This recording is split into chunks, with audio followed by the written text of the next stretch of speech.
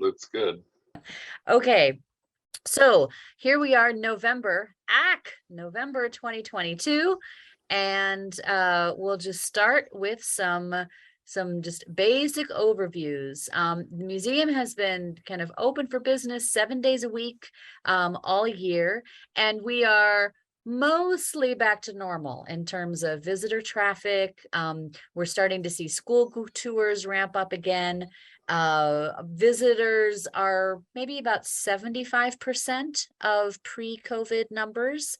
And of course, this is the time of year when things slow down as fewer people are traveling on the road, and where tourism is on the decline for the season. But we see shoppers, and hopefully you all got your store catalog in the mail, so you know that for us, the holiday shopping season is now ramping up, and we're starting to get that season going too. So we feel like we're in a mostly back to normal mode of exhibits and programs and visitors and school groups and all of the normal museum activity stuff. So that's a good place to be. I wanted to introduce some of the new faces of the last few months. We've had 3 interns join us. Cooper Larson was our summer Prairie intern. He's actually an Elkhorn native, so he decided to spend the summer with mom and dad and their kitchen and refrigerator rather than our intern house. Kelsey Barnett is our American Collections intern. She's just finished her graduate degree and from Texas, and has already lined up her next full-time job at the museum in Key West, Florida. So when she finishes with us in December, she's moving to the very, very southern tip of Florida. So she's been working with Julia Jessen, our registrar, on inventory in visual storage. Anders Jørgensen is our Danish intern, and he's been working in the communications department. If you've been following the museum's Facebook page over the last few months, that is all Anders's work. All those photographs of the museum, of the prairie, of food, of sunsets. He learned that our Facebook followers really like sunsets and food, and so he's been serving up a lot of them through social media. But he's been a wonderful asset in that, and he'll be with us until almost Christmas. And then Alyssa LeCan is a new staff member. She is filling a brand new part-time position, which we have titled Youth and Community Educator. So she works in the mornings most days, because in the afternoons, she, for many years, has been the director of the Elkhorn Public Library. And we already knew her through her role at the library. We knew her track record of success in program development and community engagement and grant writing. And so we were really thrilled that we were able to work with her to carve out an opportunity for her to bring some of those skills to the museum and really work on developing more school engagement, not only with Elkhorn, but with the surrounding school districts and surrounding counties, and also think about how workshops and other opportunities might be woven into our museum programs more regularly. So we're really glad to welcome Alyssa to the staff. And our two staff members are pivoting some of their job responsibilities as well. Cheyenne Jansdottir, who is currently archives manager and outreach associate, which has been of kind of a 50-50 job, half of her time with the archives and half of her time with outreach and working with the public. We determined that right now we need more of her time in outreach and development. And so her time will probably be more like 90% outreach and development and 10% archives, and kind of really focusing on the very busy year that we anticipate for the development team. So she'll be a more full member of the development team now. The archives will continue to be available, accessible.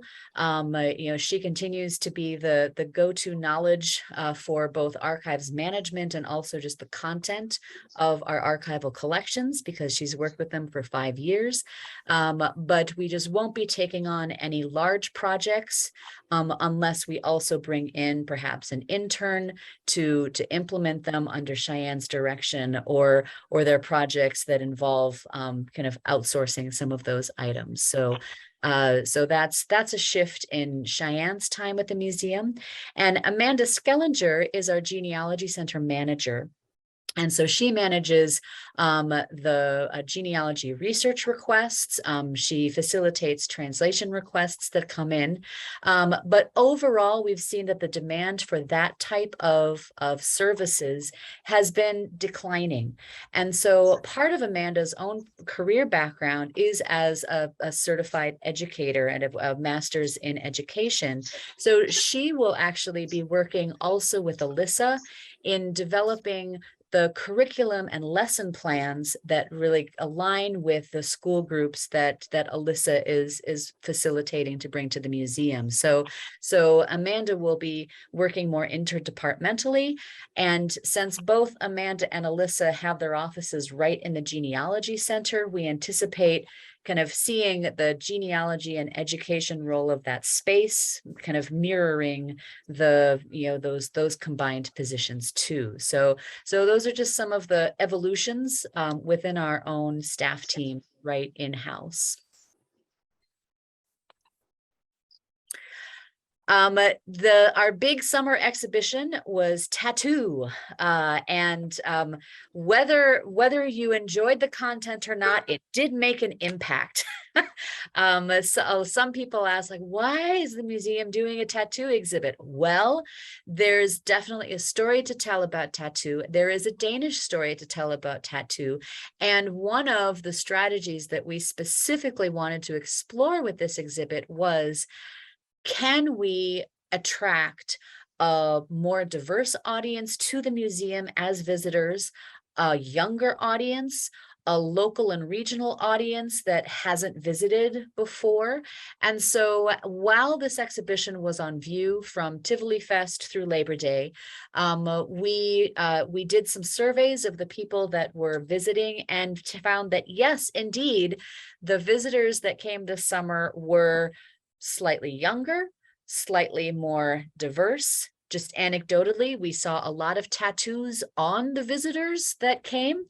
And so it did actually meet the goals that we had for it in kind of positioning our museum as a place that does interesting things, whether or not you already have an interest in Danish culture and Danish American history. So it was a positive experience that way, and it was just a lot of fun to see the excitement with which some of our first-time visitors came to the museum, and the very planful way that they learned about the exhibit or got a postcard in the mail and brought that postcard back because it was worth a free admission. And so we were able to track a lot of those different promotional methods that way.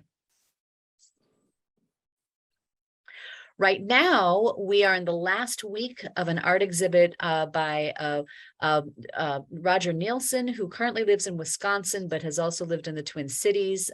His own art that explores different aspects of his cultural identity and his family members. He'll be packing that up this week and taking it home. And then just recently, we opened a photography exhibit by a collection of large-scale Polaroids. And when we say large scale, these are these are big Polaroid exposures done in the early 1990s by the American photographer Joyce Tennyson. She was hired by the U.S. State Department to do a series of photographs called of Danes from different walks of life. And so the series is called Great Danes.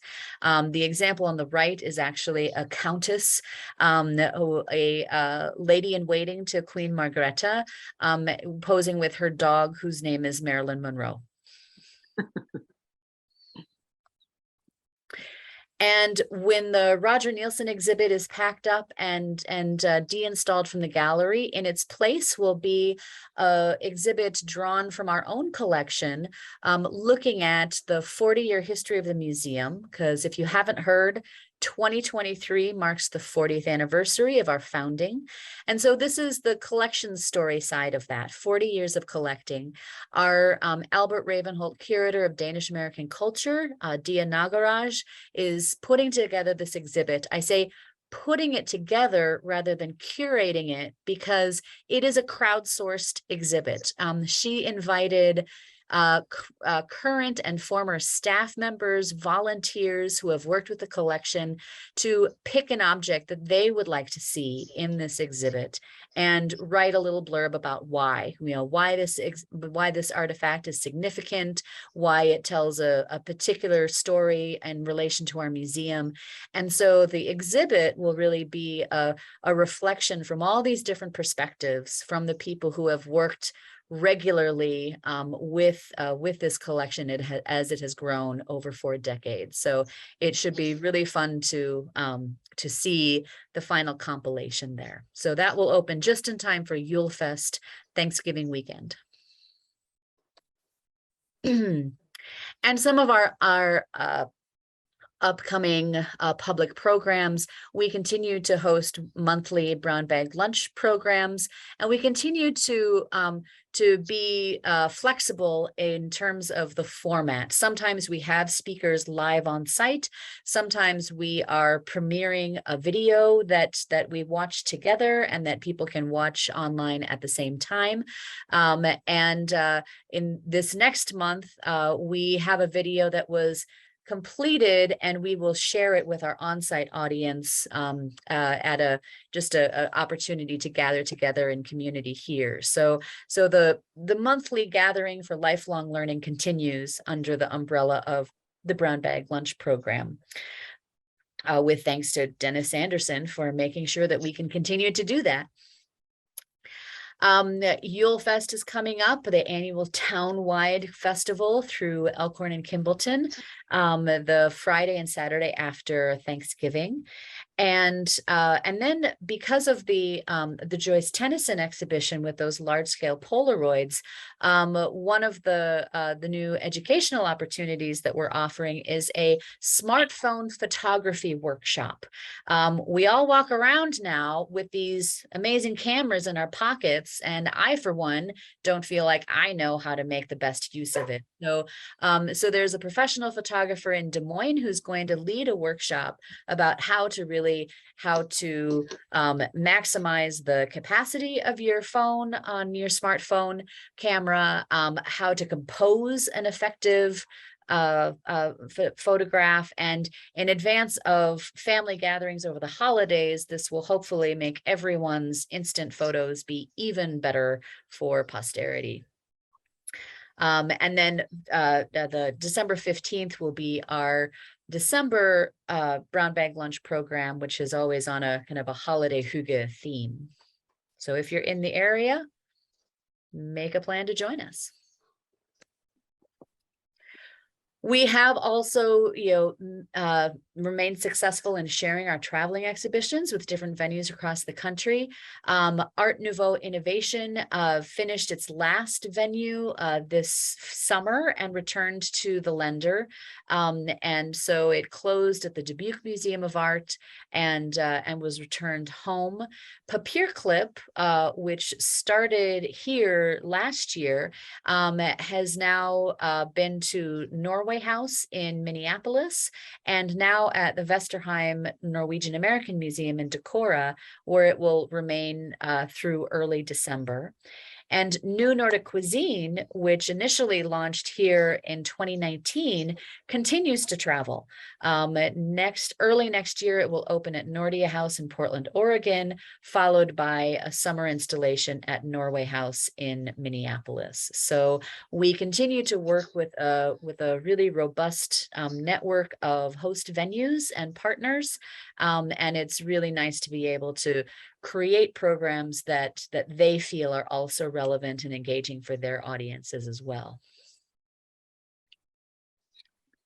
And then online, we continue to share more things online. More content is added. And of course, once it's on the YouTube channel, it never goes away. So don't feel that you've ever missed something.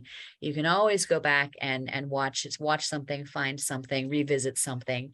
And not only do we have the Museum of Danish America channel, but we also have the Nordic Cuisine channel, which is where we've posted all of our food content. So those two are related, but they're not the same thing. So you can enjoy both of them.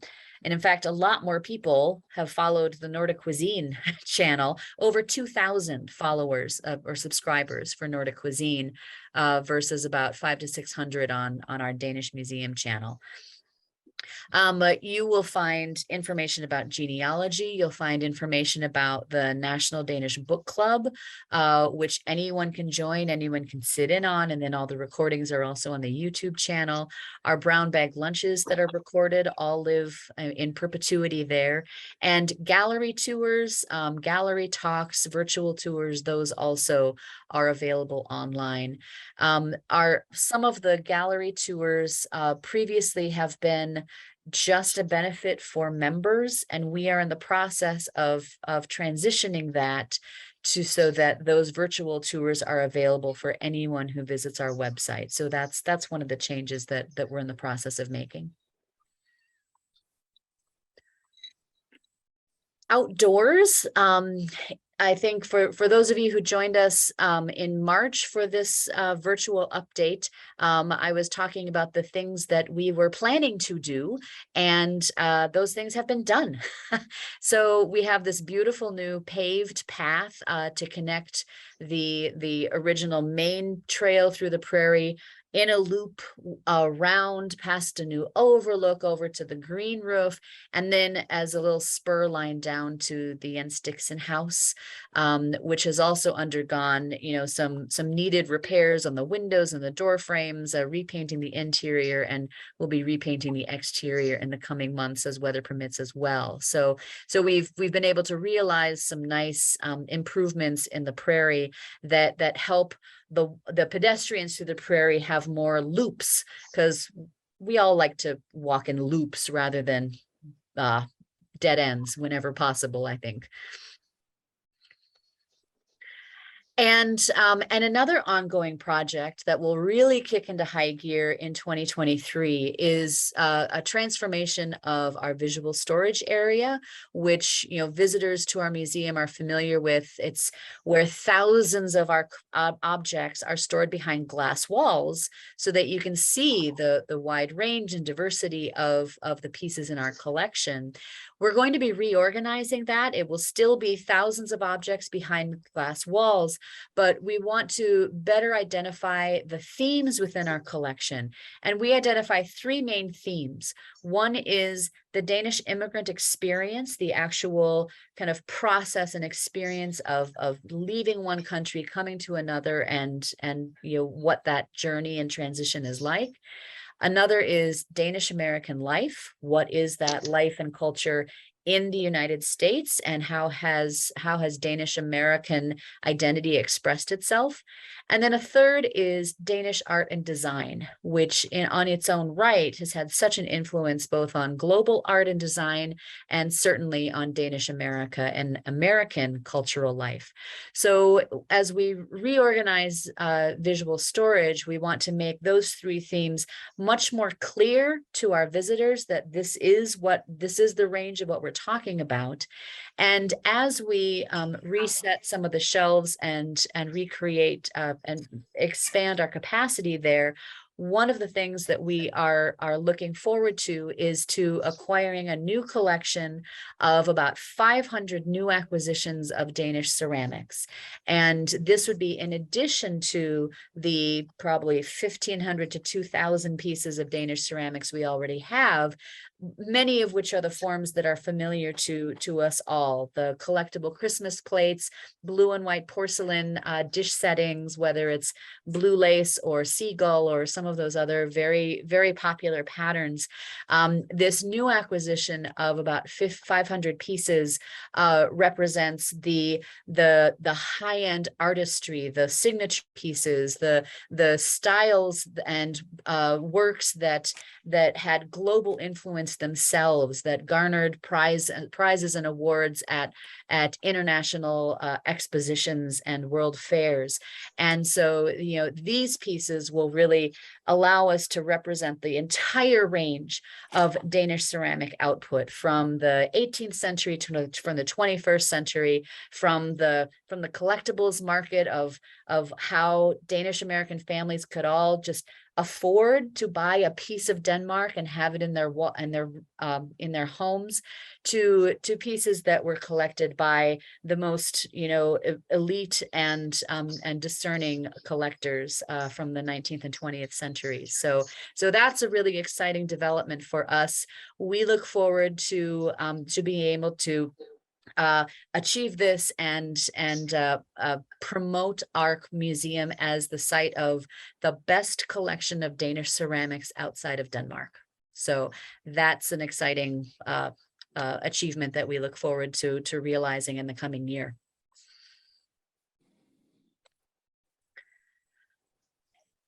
Behind the scenes, we've been also working on a really important project, and that is examining our membership structures, which haven't changed in over 20 years. And so with a lot of research and a lot of discussion and a lot of planning, we will be rolling out a new membership structure and a new set of membership benefits effective January 1st, 2023. And you'll be either an explorer, a partner, ambassador, or director's circle. Those are the individual household membership levels. We have a full explanation of these new levels and benefits in our next magazine, which will be mailed out to all of you in the middle of this month. So that's an important transition that we've been working very hard to prepare for.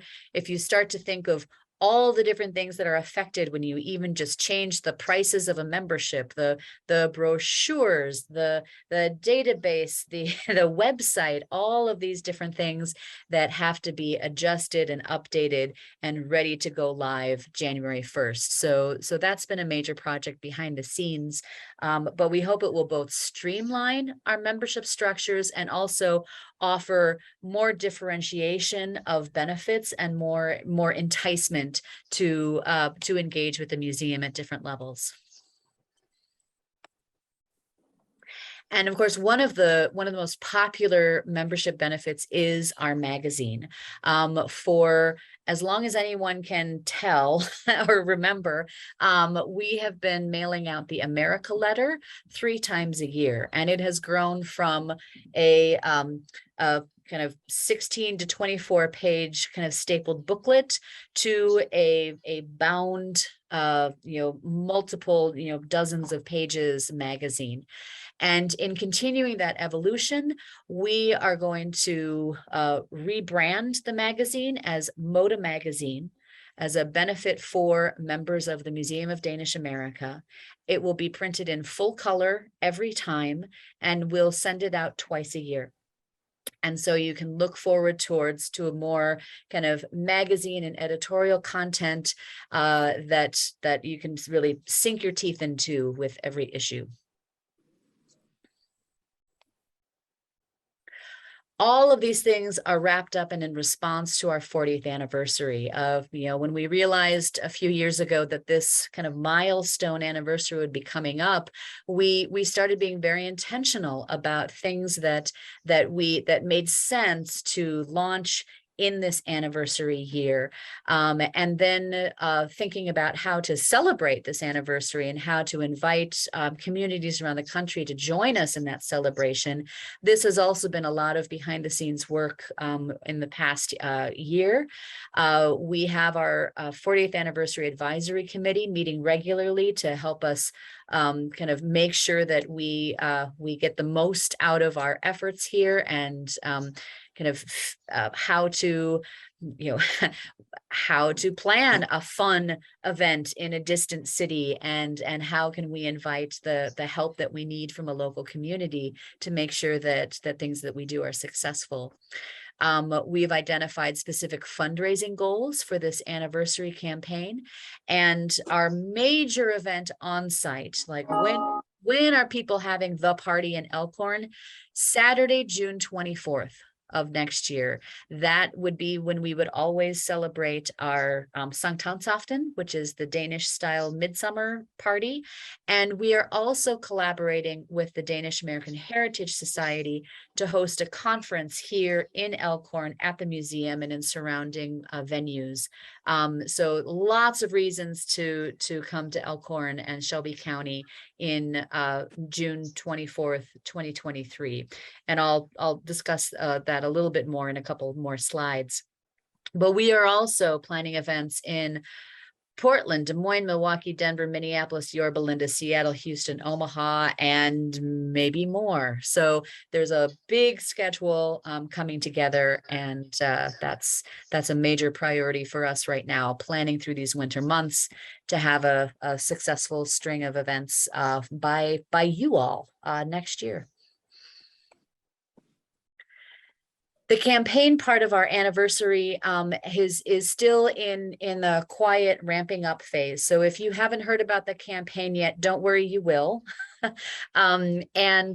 So far, this has been really a project within the current board, and initially reaching out to former board members. So we're laying the foundation and set a $2 million goal, of which $960,000 is secured already, thanks to gifts, pledges, bequests, and grants that support these campaign projects. And the campaign is designed to specifically support 4 things. One is endowment growth. Another is the Danish Ceramics Project and the reorganization of visual storage that I described a little earlier. The third is the kind of ongoing development and maintenance of the Jens Jensen Prairie Landscape Park. And the fourth is the direct support for these anniversary events that we are arranging around the country. So those are the 4 areas that those campaign gifts are being directed toward. And our first event was this September. We launched this campaign series with a wonderful opportunity to have a private event on board the training ship Denmark, which was docked in New York City for a week and made itself available for private events. So we called them up. Terry Johnson just said, I'm going to see what it would take. And it turns out this was actually not out of our reach to say, okay, let's do it. Let's gather a few dozen people on board this 3-masted wooden sailing vessel, which is used as a training ship by the Danish Merchant Marine. And so we were on board for an afternoon with food and beverages and individual tours of the ship with the cadets. It was a beautiful day in New York Harbor, as you can see, with an uninterrupted view of the Brooklyn Bridge. We had about 44 people sign up for the event. And so it was a really nice gathering of our friends in the New York larger region. So that marked our first anniversary event as a preview of the 2023 schedule to come. Members of the Danish American Heritage Society have hopefully received this Save the Date postcard. This conference that I mentioned that we are co-presenting with the DAHS is going to be a 3-day event starting Thursday, June 22nd, and ending up on Saturday, June 24th, and then kind of merging into the museum's big 40th anniversary party. The theme is ecologies and ethnicity, and we're really focusing on the intersection of how Danish culture, Danish American culture intersects and responds to the natural environment in areas of conservation, ecological restoration, urban design, and energy and sustainability. And so we have speakers from Denmark and the United States coming to share both kind of history and current developments and some of their work in all of those fields. So it should be a fascinating conference and a perfect theme with the backdrop of our Jens Jensen Prairie Landscape Park. And then watch your mailbox. As I mentioned, by the middle of this month, we expect to be sending out the next magazine in the mail. The front cover will look something like this, a mosaic of some of the beautiful photographs of the museum and grounds that our intern Anders has taken over the months he's been here. And we, because the magazine has such important information about our new membership structure, we've decided to package the magazine and our usual end of year appeal letter together in one envelope. And so watch for that envelope. It's an important envelope. There's a lot of good stuff in it. And we hope to get those out during the week of November 14th so that they can get out and to your mailboxes well before Thanksgiving. So that's our timeline for that. That is the very, very brief overview of a lot of things that are on our plates right now, both public facing and behind the scenes. And so hope that gives you a little taste of what's going on in museum world. But I'd be happy to answer whatever questions that you might have. I'm going to stop sharing so that we can see each other's faces now. This is Dennis. I have a comment, and I'm just, I thought the tattoo exhibit was really outstanding, and the idea of having it to reach out to new audiences, what we've been discussing for years, and this was effort to do that. The other thing, I'm real pleased to see Elisa on staff, and the community outreach program I think is going to be a really nice project. And that again is something that we've been talking about for 20 years. And it's like a lot of the things, they're coming to fruition. So yeah, I'm looking forward to that. When Cheyenne, you said she was working on development, you mean development of the community outreach? No, more directly within the development department, which includes, the membership and giving and the membership database and tracking those things. So she'll be learning. Oh yeah. She'll be learning the ropes from Deb in the next several months. It's a steep learning curve of all the details of what all of that. So just so that we have a deeper capacity within our development department to cover each other, and then also be involved and actively engaged in these outreach events and the travel to different communities all over. Yeah, should be excellent for that as well. So yeah, that's a big job. Okay, that's all I had. Thank you. Great.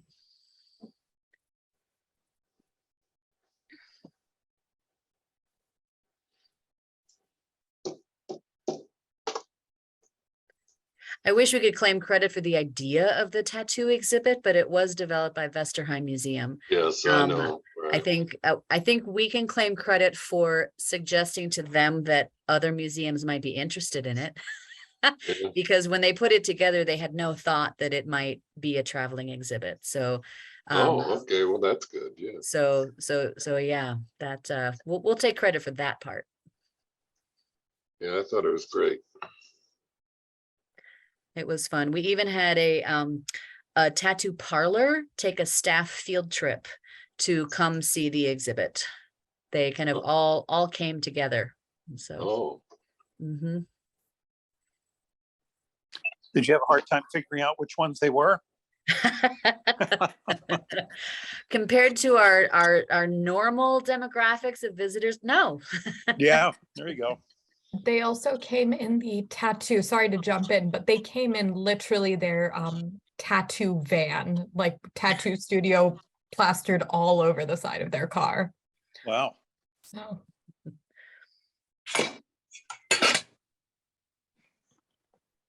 Hey, Tova, this is Eric. I don't know if I want to be a pessimist or not, but what do you think are the major challenges moving forward, like in the short term and in the long term, say 2 to 3 years, and then out longer, maybe 8 to 10 years?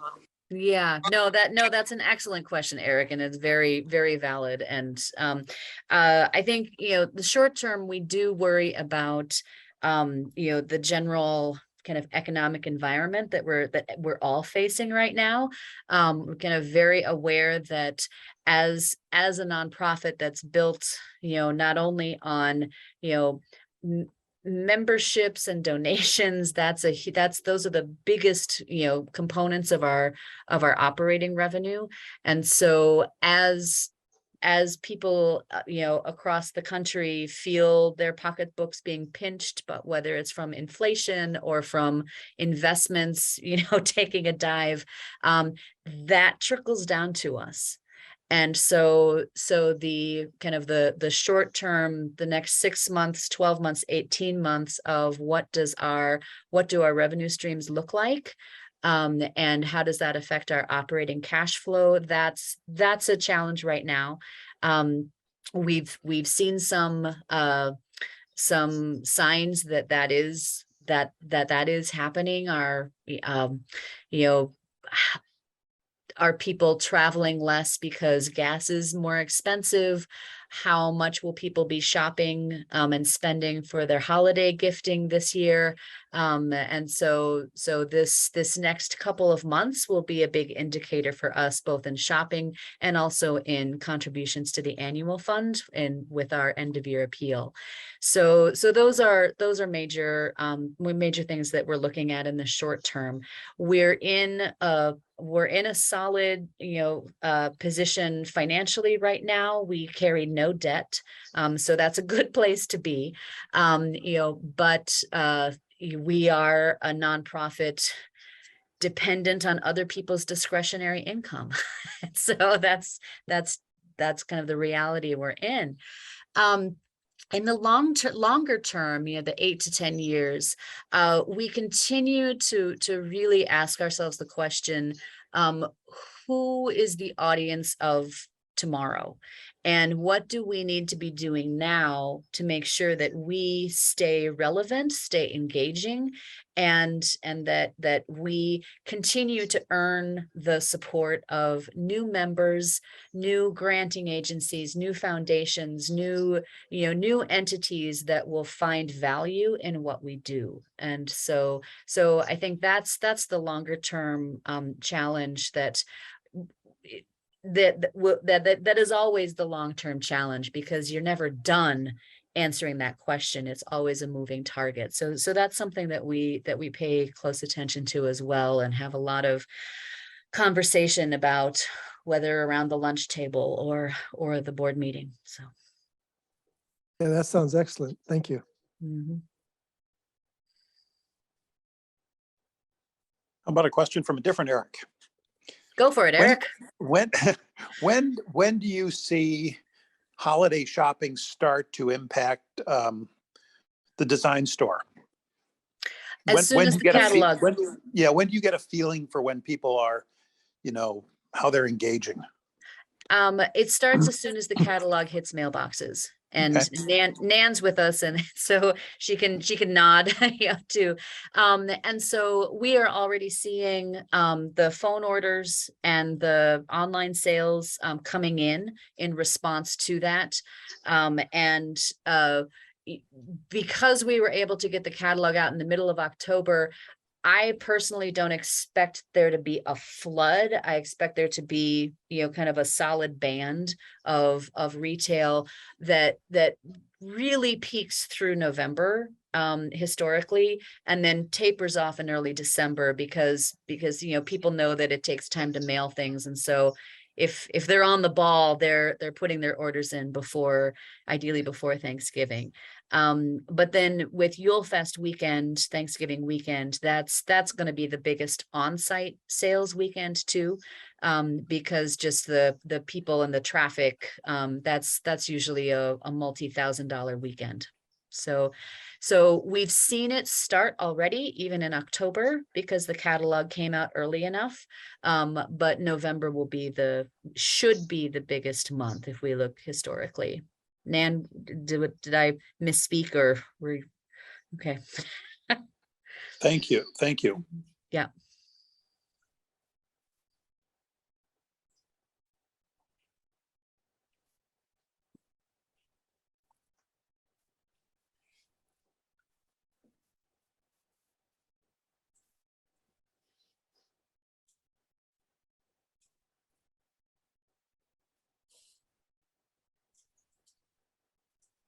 Well, we're evenly split here between staff and non-staff. So, I don't, staff members, you're welcome to ask questions too. Or you can just drop by my office tomorrow. This all has been very informative and it helps. All right. Well, great. I'm glad. Yeah, I think we started doing this type of kind of update as a response to the pandemic, but I think the reality is that we're a national museum, and we will always have folks all over the country and the world who are interested in what we're doing. That's what we're supposed to be doing. So yeah, I think we'll continue doing this a couple times a year so that you all can ask your questions and we stay in touch.